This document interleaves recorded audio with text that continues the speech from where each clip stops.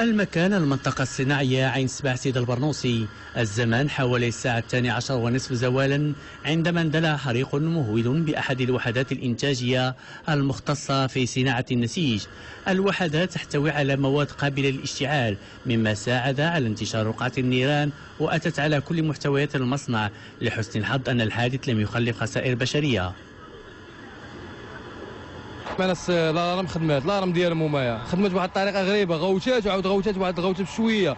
سمعنا العيالات بداو كيغوتوا، خرجنا لقينا العافيه شاده، خرجنا عاوناهم، خرجنا الناس اللي طايحين اللي سخفانين خرجناهم، حيدنا التحديد، حيدنا المسائل بما جات البومبيه. يعني ما كانش شي اصابات؟ لا اصابات ما كايناش اصابات. هما الاسباب ديال العافيه قال لك ان ليمون، ديك ليمون ديال القطيع التشارج ديال الليمون هو اللي شعل العافيه.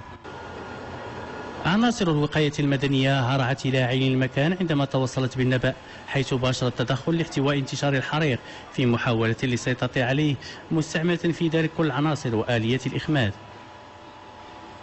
تم الإشعار ديال مصالح الوقاية المدنية في حدود 12:30 دقيقة، وهرعت إلى عين المكان حوالي 10 شاحنات مرفوقة بطاقم بشري مهم يفوق 70 عنصر وثلاث سيارات الإسعاف لكل غاية مفيدة. وتم التغلب في حدود الساعة 1:30 على 60 إلى 70%، والآن ما كايناش شي صعوبة في التدخل، وغادي يتم إخماد الحريق إلى حدود المغرب إن شاء الله. وفي انتظار فتح تحقيق لمعرفة الأسباب الحقيقية لهذا الحادث من طرف الجهات المختصة، تم إفراغ المصانع المجاورة تجنبا لأي طارئ.